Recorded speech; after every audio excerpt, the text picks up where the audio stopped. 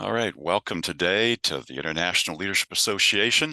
You're joining our Leadership Journeys webinar, where you'll hear journeys of top social architects and their journey in leadership and how you can empower others. Our theme today is advancing leadership, even your programs through executive coaching. And I'm your host today, Jay Gary, coming to you from Tulsa, Oklahoma. And as you're coming in, you're welcome to type into chat where you're coming in from if you haven't already. We have a global audience from the Americas, from Africa, from Europe, even from Asia. So ILA's Leadership Journey webinars are hosted by the Committee to Advance Leadership Programs. They're called CALP. We feature notable leadership architects from various sectors sharing how they met the challenges before them and the ways in which ILA's general principles for leadership programs intersect with their work. So you're welcome also to the International Leadership Association. Many of you are members that are watching this webinar. Others are new to ILA. And if you're new to ILA, please see in the chat our ILA homepage webinar, where you can find the premier global community for organizations, individuals, students who are practicing leadership, who are leading others in the study of leadership, and are networking in their context and worldwide. So welcome in that way to ILA. I also want to call a shout out, and you'll see a link in the chat right now, for our 26th Global Conference in Chicago this coming November, the second week. Our theme is Architects of Change, Leaders, Followers, and Communities. And this is the premier event, ILA, for leaders and leadership trainers, development professionals to make career advancing connections, to discover new tools, and to share your leadership experience. Registration is open now, and so make plans to join us in Chicago. So why are we here and what are we doing? Why are you here? This webinar is for you. You might be a program coordinator. You might be a senior manager. You might be a learning director whose portfolio requires you to work across programs. What we're doing here today is reflecting on your journey and our journey and how it intersects with ILA's program and actually our DNA, our general principles for leadership programs. And so our program today is sponsored by the Committee to Advance Leadership Programs. We're a task force appointed by the board of ILA, our third task force actually, to help advance leadership and leadership programs. I want to give a shout out to Kathy Guthrie from Florida State University, who's our chair.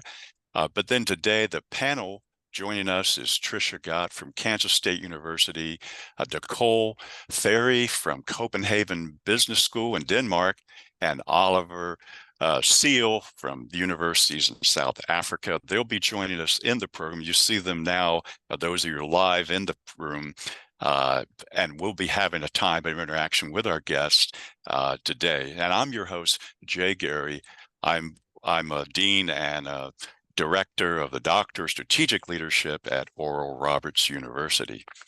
So you can find our homepage. If you're in chat, you can see the link for the Committee to Advance Leadership Programs. We're a working group, a 3-year task force to accelerate ILA's work to create new new service models, business models. One thing to keep in mind, that's our website.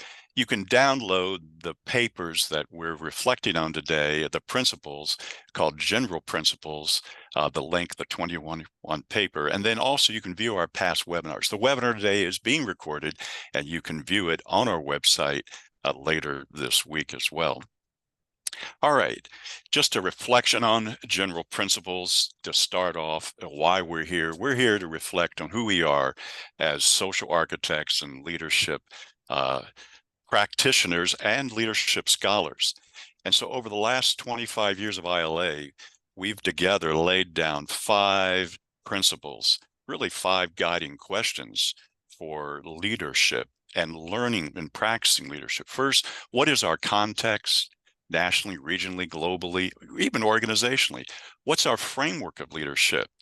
In what way do we consider leadership a calling, a vocation of everyone to grow into? And what is that? How does that guide us? What's our context related to content related to how we design programs and how we develop others as instructors, trainers, developers, coaches even?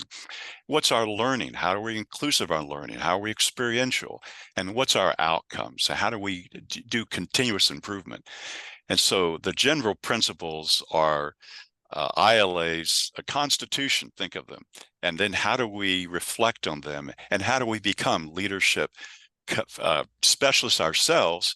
But how do we cultivate leadership capacity in others? That's our purpose today for advancing leadership programs. So I now have the privilege to talk to you and present to you our guest today, who'll be speaking for up to 20 minutes, 25 minutes. But during that time, you're in listen-only mode, but we are welcome to make comments in chat, things that are memorable, bring them up in chat.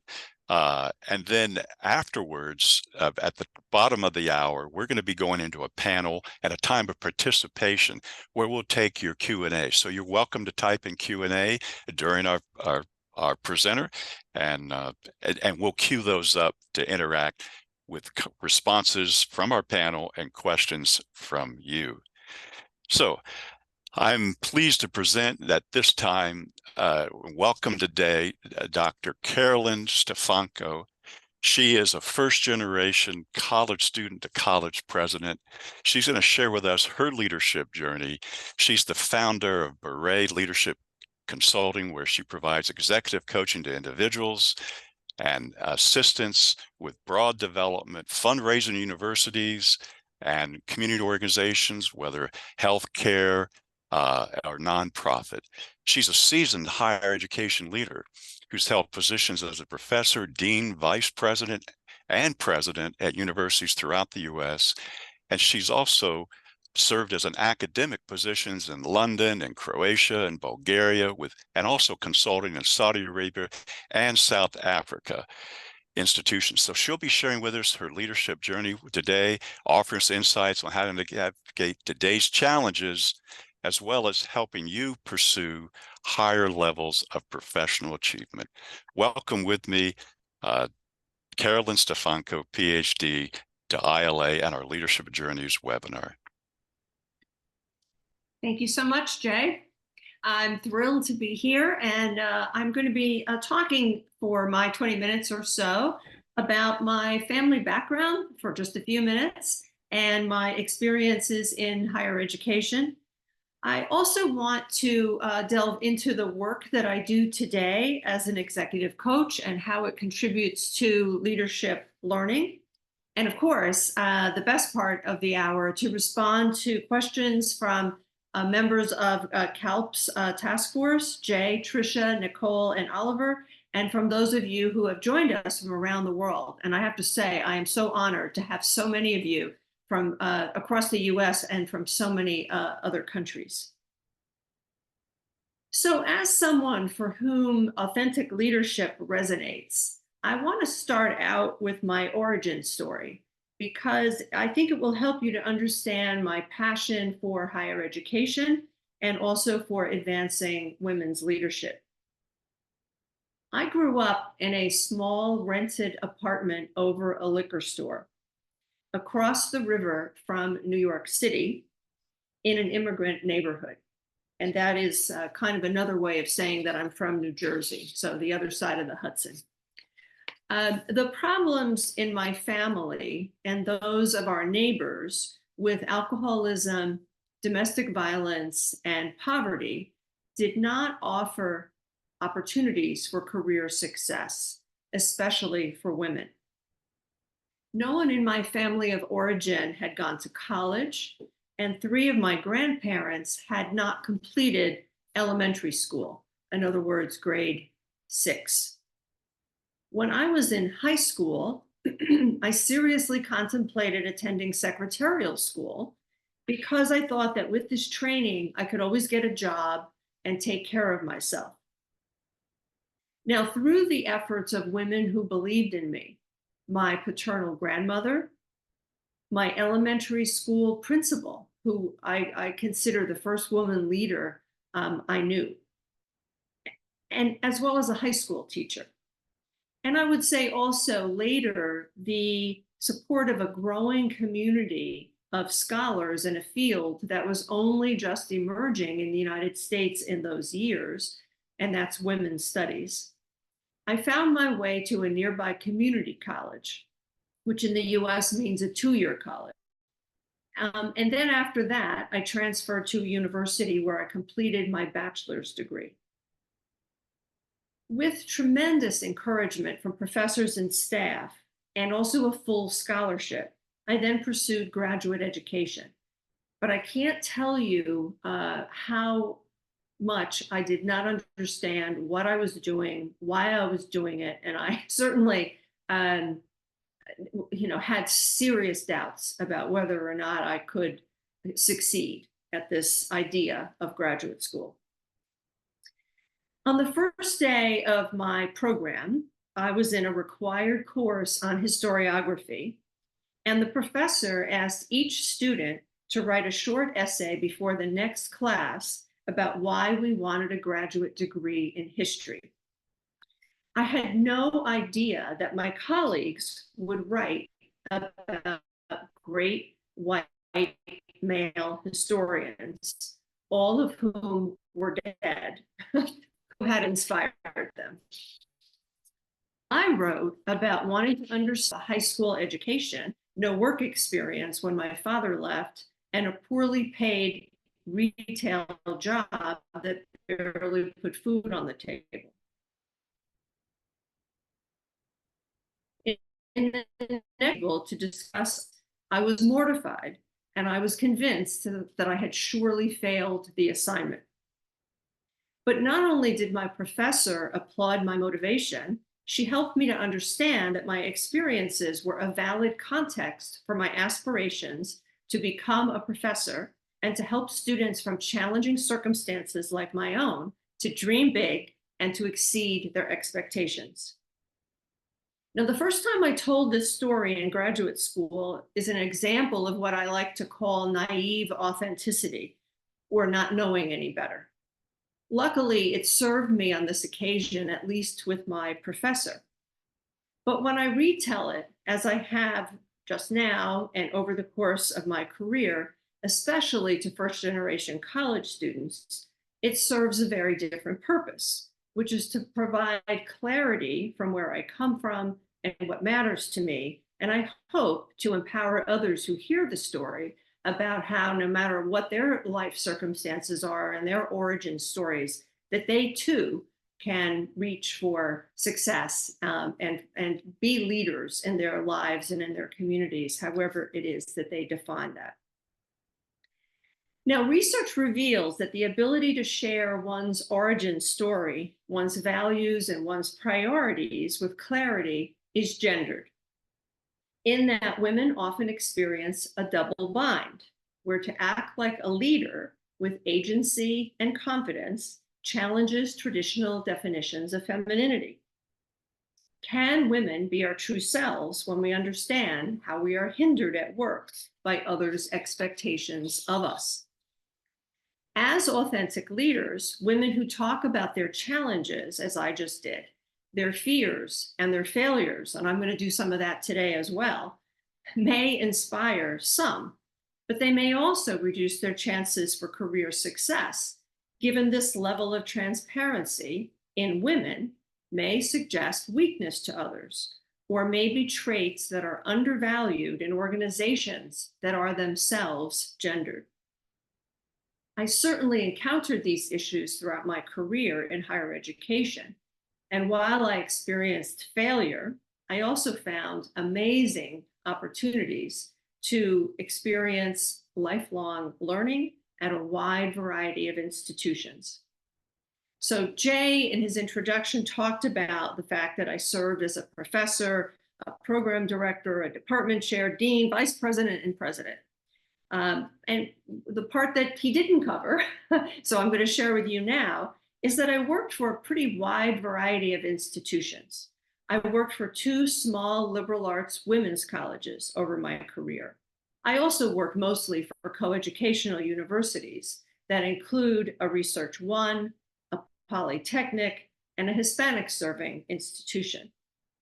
They're located in the northeastern, southeastern, midwestern, and western portions of the US.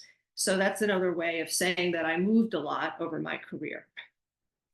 In addition to this American institutional and regional variety, I also taught and directed, as Jay told you, a London study program.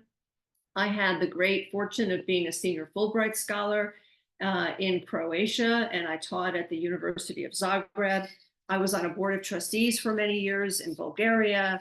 I worked as a consultant in Saudi Arabia and South Africa, and I created partnerships in many countries, ranging from Australia to Vietnam. I became a firm believer that a 21st century education must be global, and I championed internationalization efforts at many universities. As my knowledge and my experience grew, I was encouraged by presidents, including my own, where I served as a vice president for academic affairs, to seek the top role at a university. By this point in my career, I had participated in many leadership development programs at Harvard and at those offered by professional associations. And at this time, I enrolled in others to help prepare me for the road ahead. I took a one-day workshop offered by the American Council on Education called Advancing to the Presidency, for example. And my husband and I were selected to participate in a 9-month program that was cohort-based called Presidential Vocation and Institutional Mission, which helps aspiring presidents to confirm their calling for this kind of work and helps their spouses and partners, if they have them, to understand what a presidency will mean for their lives. By year 2 of my job search for a presidency, I thought I was doing well because I was advancing to the finalist stages of searches. And I was invited, in many cases with my husband, to participate in multiple day interviews on campus. But in each case, at the end, when I went back home and no one called in the next several days, and 2 weeks went by, and the call finally came from the search consultant, what I learned was that I had come in second. That kept happening to me over and over again, and it was really discouraging. At that same time, I was invited to attend a dinner that was hosted by the New York Times. And I had the good fortune to be seated next to a woman about my age who had just been named president of a university. And I had read about it in the higher ed press that morning. And so, being who I am, I'm not afraid to talk about, what's really going on with me. I asked her, how did you do it? And I told her about my repeated failures. She explained to me that she had hired an executive coach and that this had made all the difference for her. I asked her for her coach's contact information, and this is whom I hired. So I worked with my executive coach for 8 years. While still, and I'm not saying that's normal, but that's what I did. While still a candidate for presidencies, I learned that what was holding me back was trying to appear too presidential. And I really trace this back to my first generation college background in thinking that, in order to get a presidency, you have to look, well, I can't look like the typical traditional president, but I maybe have to sound like that person or answer questions like I imagine that person would answer them. And what I learned was that instead I needed to lean more into my own strengths and who I am, especially as an historian. So with all the experience I had gathered by that point through many, many interviews and my coach's help, I'm pleased to tell you that what happened was that I was offered 2 presidencies on the same day. And I actually had a decision to make about which institution was going to be right for me. Something, believe me, that I would have never predicted. Now, during my presidency, I already had determined that when I retired, and I'm putting that in quotation marks because I actually can't imagine retiring, I would want to give back to senior leaders in the ways in which I was supported by my coach. So, my executive coach became my teacher and my mentor as well. Since I was too young to retire, I spent several years planning my next chapter. And when I announced that I would step down from my presidency after the conclusion of my second 3-year contract, I first joined a search firm as a senior vice president. In addition to extensive experience with search firms as a candidate and as the hiring authority who engaged search firms to assist in selecting deans, vice presidents, and other senior leaders, I wanted the opportunity to learn about search from the perspective of the company and the consultant. At the same time that I joined the search firm, I launched my own consulting company with the agreement of the search firm I was going to be working for, since I was going to be doing executive coaching and there was no conflict of interest. I named my company Beret Leadership Consulting after Jeanne Beret, an 18th century French woman who, disguised as a man, circumnavigated the globe with the French Navy to collect plant specimens. To me, she symbolizes the ability to cross boundaries of all sorts, which is what I want for my clients as they seek greater leadership success. Now, even though launching a consulting firm was difficult during the pandemic, my work took off and I left the search firm to concentrate on my own clients. Now in year 5, I have clients at institutions ranging from small private institutions such as Smith College and CalArts to large publics like Arizona State University and Penn State University. These institutions are spread across the US, including Alaska. My clients work as presidents at community colleges and universities, in academic affairs, as associate deans, vice provosts, and provosts, in other vice presidential positions like VP for Student Affairs and VP for Inclusive Excellence, and in senior leadership roles such as Dean of Students and Senior International Officers.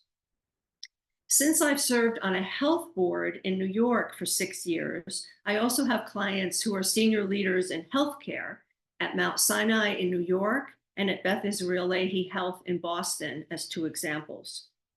I also work with some attorneys who lead law schools and who work in the general counsel office at universities and in corporations.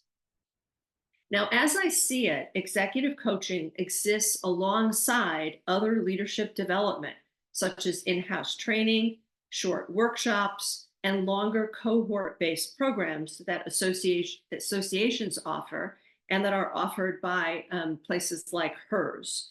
And also, of course, the books and articles and webinars about leadership that many of my clients read and watch. Unlike these opportunities, though, executive coaching is based on the client's needs and issues, and therefore is completely individualized to their circumstances and to the goals we discuss and agree upon, which, given my approach, are usually pragmatic and action-oriented.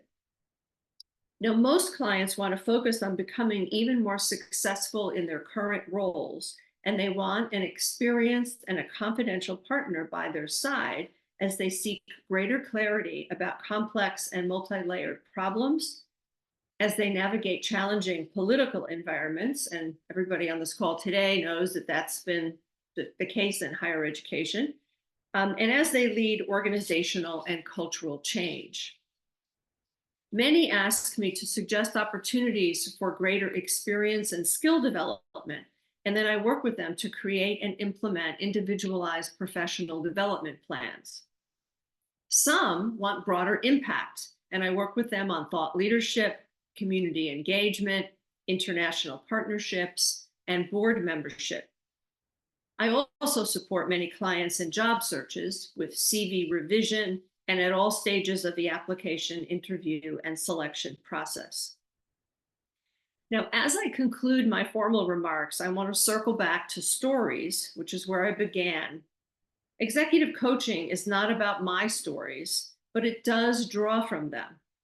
I use my 35 years of experience in higher education in multiple roles and at many different types of universities in every weekly call. Executive coaching for me is also based on my comfort with authenticity. And I hope I create a space where people can share what's really going on with them. I utilize my publications about gender and leadership and my knowledge of these fields of research. I certainly rely on my search work and my network of search consultants, especially with clients who are looking to move up. And I find that my board work at universities and in healthcare is also helpful to clients. Finally, and not to be discounted, is what I have learned working with remarkable clients over the past years in my coaching practice. All of this helps me to create an environment where clients feel comfortable sharing their truths, problem solving, celebrating success, acknowledging failure, and in some cases, dealing with failure as they've lost their positions, and also planning next chapters. So thank you for listening and mostly for giving me this opportunity to reflect on my work and the different ways that I hope that it has advanced leadership. So now I'm happy to answer your questions and engage in conversation with the panel. Over to you, Jay. All right. Thank you, Carolyn, for sharing your story with us, the challenges, and particularly how you're helping clients. In advancing leadership programs, we often miss the opportunity to think about this job of coaching and confidential partners. And you've experienced it from the search, not only the executive suites, but also the search firms and now the coaching. So let's have a conversation on coaching, executive coaching, and your story. I have here a time we'll be with our panel. You can see here a Q&A time. If you have a Q&A, please type that in. If you have a comment, please bring that into chat to enrich our conversation that we're studying now and talking about. My roundtable panelists, represent to you is Tricia Gott from Kansas State University, Nicole Caprell-Ferry from Copenhagen Business School in Denmark, and then Oliver Jerome Seal from Universities of South Africa. Welcome, panelists. You see them in the gallery view here. But let's start off by perhaps bringing a question, a comment while you're typing your questions. Let's bring a question or a comment from Oliver Seal. Why don't you bring a question or comment from South Africa? A lot of our participants are coming in from Africa. Over to you. Thank you, Jay, and thank you, Carolyn. It's fantastic to be. I must say, the reason why I am in ILA today is because of Carolyn. I met Carolyn a number of years ago at a conference, an IL conference, first conference that I was aware of on the African continent at the University of Pretoria. And we've been colleagues and been working together since then. I think it's important, in the work that we do in our education, leadership, and management helm, we have a focus on women in leadership. And I can relate the challenges that women in higher education experience, especially around the issues of equity, diversity, and inclusion. The approach that we've taken, Carolyn, is to integrate, as you say, coaching as a critical component of leadership development. And we've experimented with that, and we've seen some of the results. Some of the coaches that are currently on our program is on the webinar today. But just your kind of guidance from your experience, how do we take this to the next level? Due to time and cost, we're kind of restricted in the amount of coaching opportunities we can give to our women leaders. And we've seen fantastic results just from that short intervention. How does one take that? How do you ensure there's a commitment from the institution and enabling environment to advance that and really assist the women into the future of their leadership careers? Thank you. Thank you, Jay. Thank you, Carolyn. Yeah, thank you so much. It's so great to be with you, Oliver, on this webinar. I don't know that this is true in South Africa and certainly in other parts of the world. But I think that one of the secrets of American higher education is that I would say most presidents and many vice presidents have their own executive coaches. Boards understand how valuable this is because when you are the leader of an institution, you can't have friends at work. I will be authentic and tell you that on many occasions when I was president and I was with groups of other presidents, they didn't tell the truth. Everything was always fabulous at their institutions, which I knew was not the case. It certainly wasn't the case at mine. Uh, and I feel that many presidents and people who benefit from executive coaching are afraid to let that be known, right? Because it will make them appear vulnerable or not as powerful or all-knowing or whatever. And I think that's such a mistake.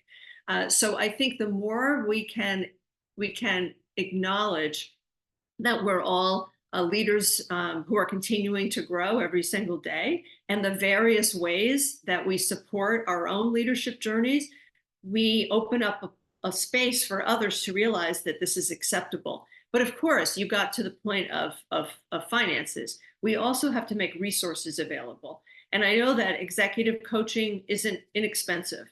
So especially for women and people of diverse backgrounds earlier in their career, and I think this is one of the models that you also use, often there's some peer coaching with a facilitator where it's group coaching that is a more affordable way for universities to do this.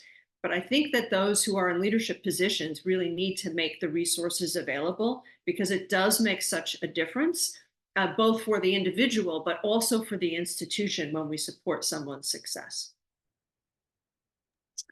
I can thank you, Carolyn. I can see that we're going to have more questions than we could ever address. But I want to turn to Nicole, who's been monitoring our Q&A. And Nicole, we're talking a lot about coaching, a lot about our roles. Why don't you bring a question to Carolyn about what you've stood out to you and that you'd like her to address? Yeah, thank you. There are lots of good questions, all having to do with coaching. Let's just, to be fair, I kind of want to start with some of the earlier questions and then move on. But just, when you are coaching, here's a question about, have you ever had from Terry, have you ever had a student or client ask you, can you teach me how to lead people? And if so, how did you sort of respond to that? Yeah, no, that's a good question, although I've never had anyone ask me that question, because I largely work with people who are at least middle management and probably more commonly senior leaders. So if they're in those roles and they don't have any experience training with managing people, probably they need to start. I mean, of course, I would stick with them, but they probably need some assistance that's greater than what an hour a week is going to provide. They need to take some classes, they need to read some books, they need to take some workshops and watch some webinars and things like that. And of course, I would continue to work with them. But I do have people all the time who come to me in a session. And so much of coaching, in my experience, it's about what we agree to work on. And then it's about like life happens stuff, right? Like, who would have predicted? I'm the vice president of student affairs. Who would have predicted that my president was going to be pushed out by the board? And now I don't know what's going to be happening to my role. Will I have the support that I had from the person who's no longer here? And how do I deal with that situation? So it's kind of like problem solving as things come up. And sometimes that involves managing other people, but of course it also involves how you create alliances with your colleagues to lead the institution forward and to realize its goals, and also how you manage up, because there's an up for everybody, even when you're the president, right? It's the board of trustees. There are a lot of people. We all report to somebody. So. Okay, thank you, Nicole. We're going to come back to you for other questions, as well as your questions coming in from Denmark. Over to you, Tricia. You're listening to Carolyn. You've been involved as a dean, associate dean in leadership. You're hearing a coaching presentation. What's your response to Carolyn, and then what questions do you have for her? Well, first of all, you are deeply appreciated and thanked by the global community here. You've got colleagues that have worked with you and are singing your praises, as well as administrators and aspiring scholars who are very touched by your message and the clarity with which you offered us insight into your professional journey, and gave us the hacks that you shared some of your colleagues weren't willing or weren't positioned yet to share.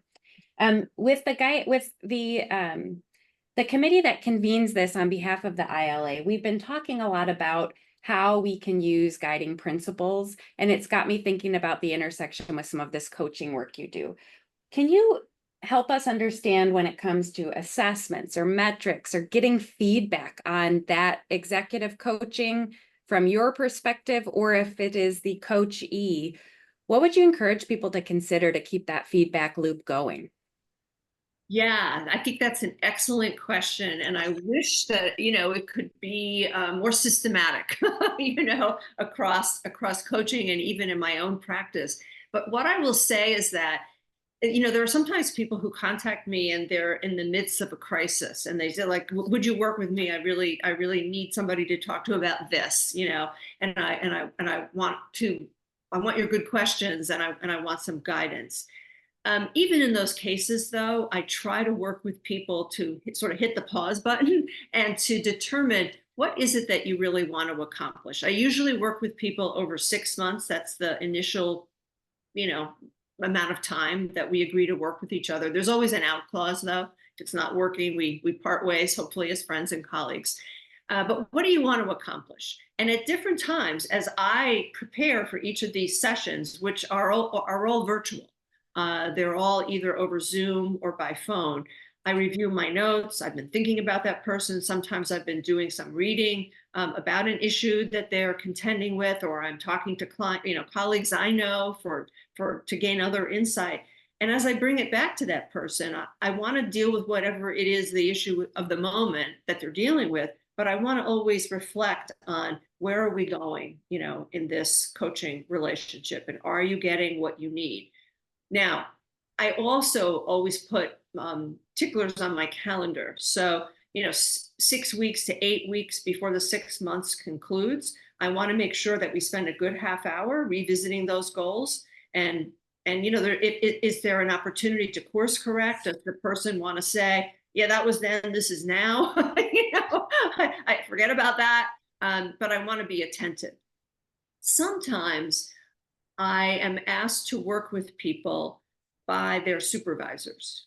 Now, I would never do that unless I met the person really wanted to work with me, and there was an understanding, especially by the supervisor, that this was going to be a confidential relationship. If you don't have trust, you can't have authentic conversation.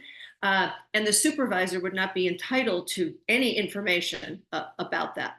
But in those cases, the supervisor, the provost, the dean, the president is really looking to help someone with some professional development in a certain area. So sometimes that's how it comes in. Many of my clients are also, because of their positions, they're going through annual evaluations, and they ask me to be on that journey with them, to think about reviewing their self-evaluation, coping in some cases with the news that they've gotten from their supervisor about areas of strength, yes, but areas where they really are kind of falling down. So those are some of the ways that we deal with assessment, but it's not as systematic as it might be, like in course evaluations or something like that. Nicole, thank you, Carolyn. Nicole, you've been monitoring questions. Before you present the next participant, about 15 minutes to go for questions. Why don't you bring your perspective on this? You're in a business school. You've done formal leadership programs. You've received peer review and coaching. I've read your peer review publication. What's your question for Carolyn yourself, or your comment? Yeah. Okay. Yeah. Well, thank you, Carolyn, for your talk. And I mean, since Jay set me up so nicely for a leadership development question, I'll ask you one. I was just curious about if you could just speak more about the role of relationships in terms of maybe a relationship and how you understand what leadership is. Is it a function of relationships? Is it a process? And then maybe how you see that happening. I mean, talking about your own journey, you were speaking about the relationships you had with people that brought you to where you are. And so just maybe the connection between relationship and leadership development, and is leadership relational, and those kinds of things. Yeah. Yeah, thank you. It sure is. It sure is relational. I do I mean, of course, you know, given many of the roles that I have held and the roles that you hold and others on this webinar do as well, we do, you know, tend to associate leadership with positions. But leadership is about leadership of self. Leadership is about how you relate to other people, how you work with other people to accomplish things. And even when you're the dean of the college or the president or chancellor or vice rector or whatever, you know, you can't do anything alone, right? Everything is about how you work with other people. And in my case, given where I came from, my goal, whether I was in the classroom, and I was for 25 years, or I was an administrator, or now as an executive coach, is to ensure that the impact that I will have on an individual or on an institution is leading to a situation where people feel empowered to be more of who they are, to lead in the ways that are right for them, and to make the world a better place. So that's a very high level answer, but it's a hard question. I also think, though, that, you know, we tend to think about leadership the right answer when you're a presidential candidate is what kind of leader will you be? Is I will be a servant leader. I mean, but the truth in my experience is that, you know, you need a lot of tools in your toolkit, right?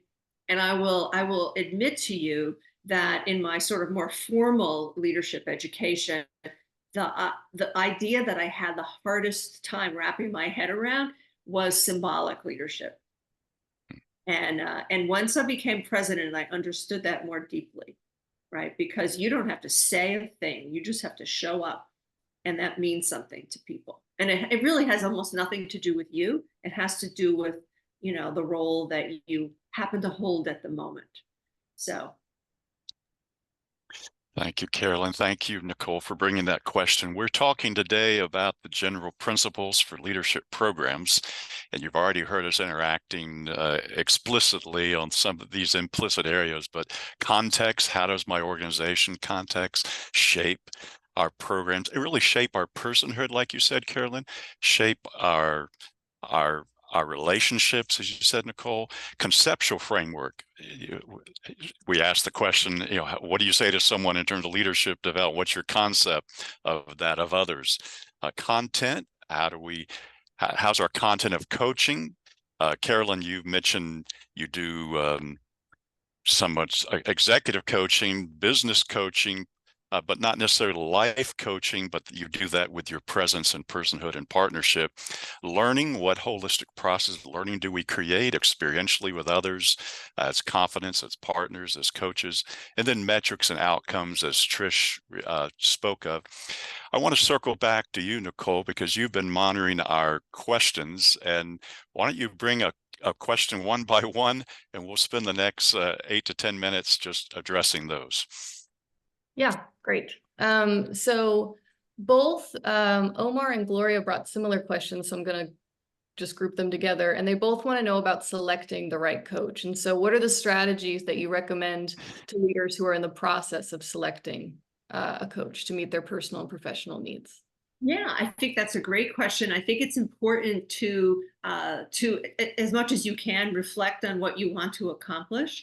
I think you need to meet with, interview a number of coaches, ask them how they work with people, ask them, you know, what type of coaching experience they have, what type of just life experience they have in terms of their careers and things like that. And you know, so much about life and about leadership and about coaching is about having rapport with someone. And I know that, so I did not follow all of that advice. I already told you this coach was recommended to me. And I thought, if it worked for her, I want that person. But I will be honest with you, as soon as I met that prospective coach, I knew, you know, that this was someone I could be my true self with. And I know that coach had the experience of working with presidents and with people who were applying for presidencies, and probably would have insights for me. So.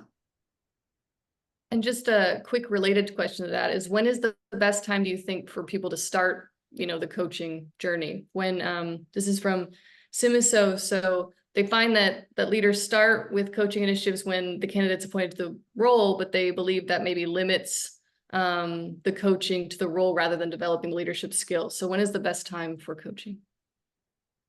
Well, I mean, while my former coach still serves as my mentor, and sometimes I get in touch with my former coach about a particular troubling situation that I'm dealing with, because I want to make sure that I react in the right way. I feel like I could benefit from full-time coaching now, so I don't know when is the right time. I think a lot of times when people are new, if you're in a senior enough role, at least in the US, you can negotiate a coach as part of your compensation package. And so that's probably why people get them when they first start out. And then it does seem like, it's about the role. But I think anytime that your university or your company will provide that support to you, it's worth thinking about. I think sometimes people think that coaching is for people who are not successful.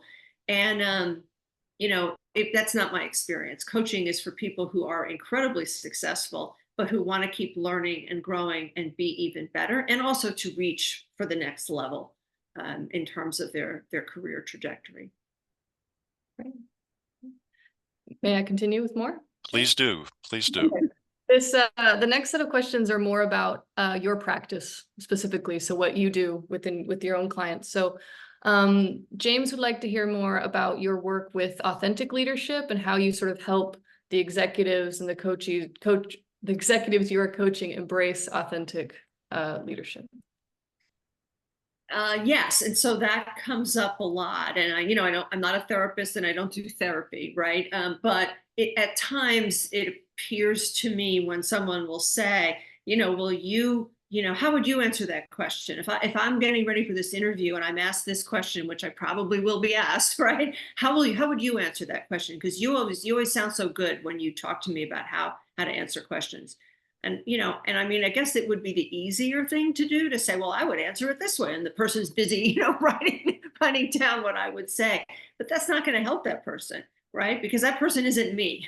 And that person, I maybe someone who came to the United States as an international student, has this phenomenal cultural background, and needs to bring that into the interview, needs to bring that into the room. And what I always say to people is, if they don't want the you really are, right?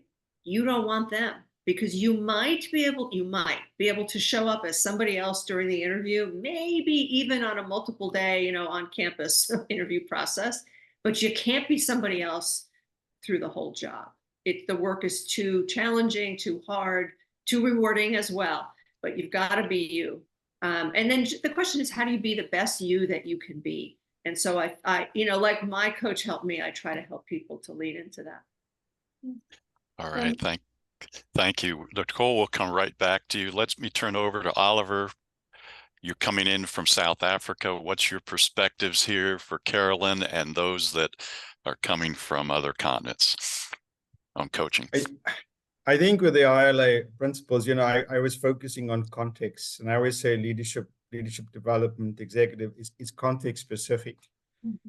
I think it's important to understand the background, the backstory, the origin, I think, which you kind of referred to, Carolyn, and how important that is for authenticity. So in our environment, the context is key, because it's changing and it's very problematic, especially for women in middle and senior management levels in the universities. What would you say to them, when they're kind of facing crisis, they're facing patriarchy, lots of challenges, lots of uphill battles, to just own that space, to be authentic, in that leadership position? What would you say to them?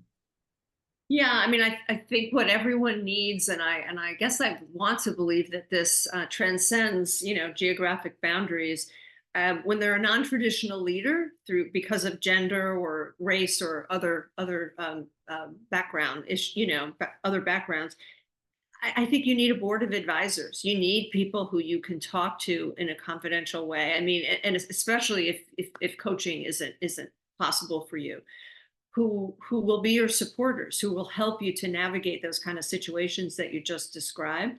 And what's really hard for people who are marginalized and who experience bias at work is that we both have to, I mean, we feel that we need to edit ourselves so that we can be in the role, so that we can get the promotion, so that we can be successful in serving what really matters to us. For me, it was, mostly students. And at the same time, we're called upon to play a role in leading change that's at a system level, right? And educating others. And I know from my own experience of being the person, for example, in Dean's Council, when, constantly raising my hand saying, well, if we have that meeting that starts with breakfast at 7:30, the childcare center doesn't open until 8. How is that going to work? And, in my day, it was mostly women who were responsible for childcare. So it was really impacting women. And it was not a popular thing, right? I mean, the provost did not like me asking those kinds of questions. So, you have to judge your situation. How much of that change can you lead? How secure are you in your role? So you can lead the change that will benefit you and others and those who come after you. And how much do you have to kind of edit yourself so that you can survive in the role? And that's a tough balancing act for many of us. Nicole, let's return back to you and our participants. What are they talking about? And bring a question to Carolyn for us. Yeah, I have a question that both I wanted to ask, but it's also been asked in the chat, closely related to what you and Oliver were just discussing. And it's about sort of thinking, with women's leadership development and the importance there for equity, just kind of understanding, okay, well, then what can men do in the process also to serve gender equity? And so to do sort of a gender binary for a second here, thinking about, this also speaks to a question that James has in the chat about, how do men support their women colleagues and things like that to recognize value and such. And so how can men also, or how do you coach men maybe to also participate in the gender equity efforts? Yeah, and I do work with some men. So I probably sounded like I only work with clients who are women, but I do work with some men as well. So much more broadly than coaching, we need allies in this work, right? We need to link arms with others at our universities, in our healthcare systems, across geographic boundaries to see the kind of change that we want in the world. So that all those who have things to contribute can be empowered and can play a role in a wide variety of organizations. And so we have, it's true that many companies and some universities, at least in the US, have programs to help people to learn what they need to learn so that they can be better allies. I think that often what we forget to do is that when we're in roles of authority, no matter what the organizational type, sometimes we're so, dare I say, frightened that, our confidence is not as strong as it should be. We have people who are gunning for us, and we sort of pull back from providing the kind of support we need to provide in terms of resource allocation so that others can get the professional development they need, whether it's through programs or coaching or whatever, or so that allies, can learn. And we don't take the opportunity as much as we should to be the spokespeople for the changes that we want to see, for the things that we benefited from. So sometimes I think we need people who will whisper in our ears and remind us of how we got to where we are, and that it is now our obligation, our responsibility to do things to support others on their journey. So I hope that everybody listening will do a little bit of that if they're in a secure position. All right, let's go over to Trish. You've been involved quite a bit with Mandela Fellows from Africa at Kansas State. What's the role of those who, what question can you bring from your experience with immigrants, with internationals, with cross-cultural? What questions do you have for Carolyn related to coaching that type of context and that type of person? Thank you, Jay. Carolyn, you have shared that you've worked globally and have many of the people that have partnered with you here on this call. Can you offer any insights as we think about leadership in the field of leadership and our coaching and coaching research around global audiences, what you might direct people toward? Well, I don't know that I could share resources. I mean, mostly what I know about coaching is my own experiences, both, you know, as the coachee as well as the executive coach at this stage of my career. I do believe that there are a lot of resources out there. I mean, certainly there are publications, there are programs. I know that Oliver, in the case of University South Africa, there's great intentionality about learning and assessing what types of coaching are really helping women and what can make it feasible in terms of, you know, resource allocation.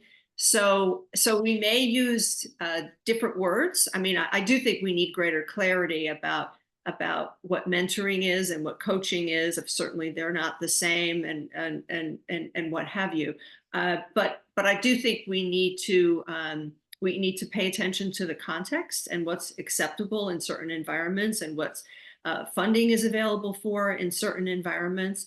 And even when coaching is not a possibility, like I said, to look for that board of advisors, you know, that sort of in a fictive way, right? Which people would you surround yourself with who are your go-to people? Not all every week. Like I work with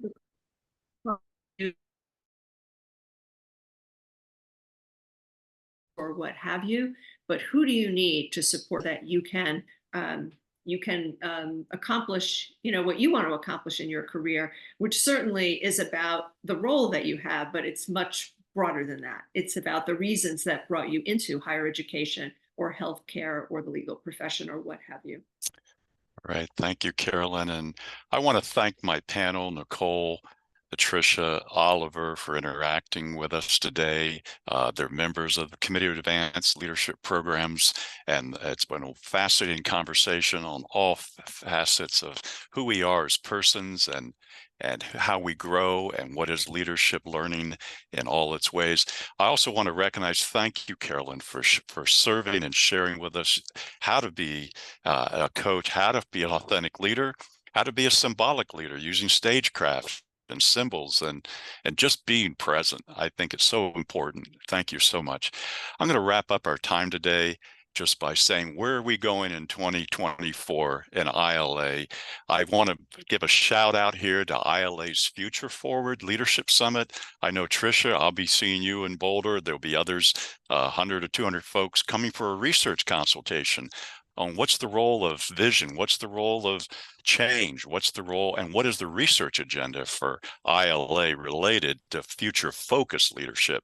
So there's still opportunity to join us in Boulder. Please join us, and then meet with us again at ILA's Global Conference in Chicago. This is going to be an extraordinary time of professional networking, of career development, of really upping our game and joining this global community that you've experienced in this webinar. I want to thank the ILA today for hosting this, Deborah and the entire team. It's been wonderful having each of you. Thank you for all your comments and thank you for your questions. And we look forward to seeing you in a forthcoming webinar at an ILA as well. So all the best, everybody. This concludes our time at the workshop, at a webinar. We'll see you online. Bye-bye. Bye. Bye-bye. Bye-bye, everyone.